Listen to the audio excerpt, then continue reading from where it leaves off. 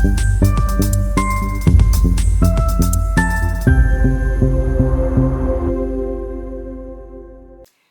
all, welcome back or welcome to my channel where I give my 2 cents on all things TV and film, and today we are talking about All American episode 11 of season 7.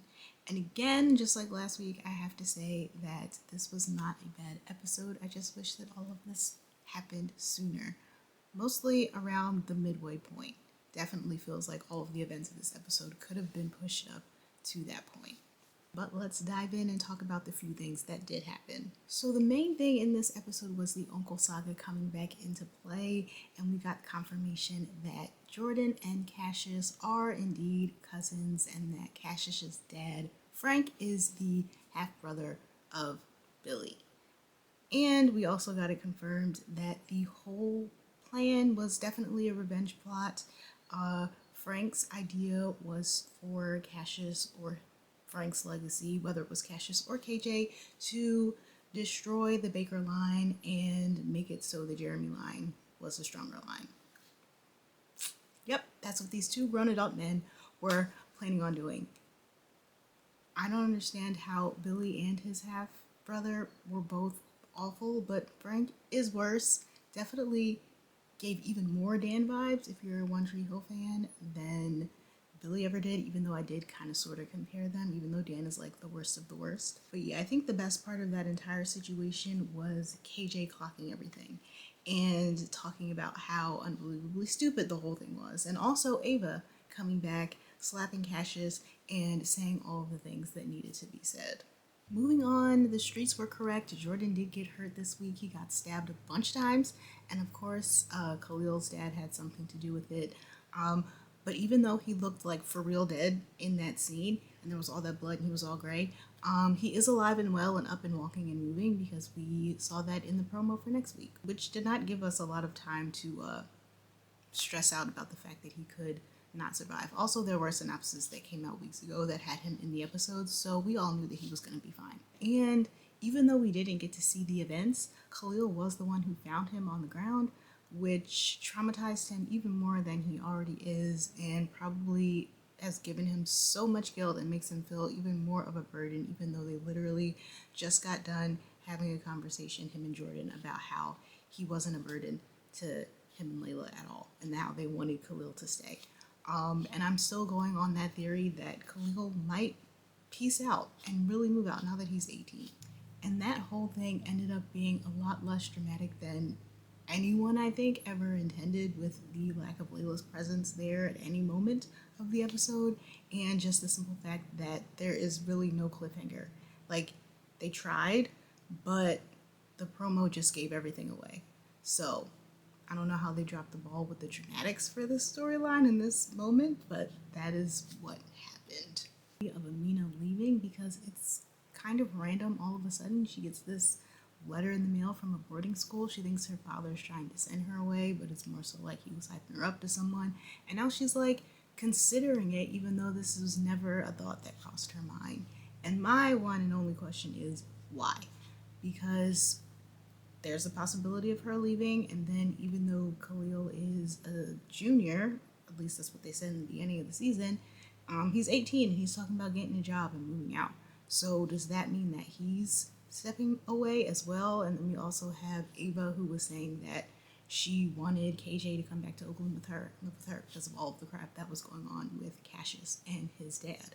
So we have the possibility of our 3 teens moving away or being gone. And again, why? Have we reached the point in the season where we are going to start hearing that the end of the season is set up to be a series finale and a series finale, because we just don't know what the future of the show is yet, because that's what this is starting to give. And speaking of the end of the season, let me just give a random fun prediction that I also think could possibly be true, considering the fact that this show does not know how to do subtle foreshadowing all that well. In this episode, KJ mentioned his family taking over the Baker home. And I'm just going to sit here and say, what if Rodela is like, you know what? We're going to move to New York with everyone else because we don't want to be here anymore. and Jordan got stabbed and it's dangerous or whatever, and they don't want to sell the house to any old random people, and Cassius and KJ are still living in a hotel room, and maybe Ava and Cassius mend their marriage and are back together, and she, instead of them going back to Oakland, she moves down to LA, and they just say, hey, let's just put the deed of the house in your name. And that's that. And then what if it gets picked up for another season and then they just expect us to watch that?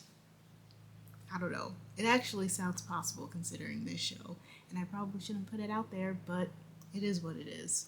And since I'm in a nice mood, I'm going to give you a little bit of a precursor to what I'll be talking about in my video for the season finale. I know this is only going to make sense to a certain group of people, but I will explain. This show basically became The Flash. First, they physically split up the couple that we all love. And by physically, I mean they're still married, but they're never seen in the same room but for a few scenes every so often. They're also dragging out storylines that could have ended episodes ago, but haven't, and they're probably just going to get dragged out until the very last episode of the season. And because of that, this entire season so far has felt like not much has actually happened over the course of most of the episodes until we get to like those final few and everything just ramps up and they close out all of the storylines that could have been closed out episodes ago, like I said earlier. So yeah, that's just a little bit of what that video will be talking about. Obviously, I'll be going in and getting much more specific and diving much deeper, but I'll just leave you with that for now. If you can't tell, we're just, at least I am, just chugging along until the end and hoping that we are left with some sliver of joy and happiness that will make all of this frustration feel a little less bad than it feels right now. Also, if you can't tell, I'm just in a very cynical mood about this. I just want to see how everything wraps up, and hopefully they don't piss us off. And that's all I have for you today. I hate the fact that this is starting to feel so negative, but I'm trying to be as truthful as I can for what I'm seeing and what I'm feeling. I don't want to sound super negative, but this is where we are right now. So yeah, that's all I have to say about that. Let me know your thoughts in the comments. Make sure you're following me on Twitter so you can catch me live tweeting. I try to have a good time with whatever is thrown at us, and it is a good time with everyone. So for these last couple episodes, you can join us over there. Make sure you are subscribed to this channel, and I will see you for the next episode. And there's only 2 more left, so I've only got 2 more videos left, and then that's it. And then we just sit and wait until we get news on what happens next with this show. So yeah, let me know your thoughts in the comments, and I will see y'all later. Bye.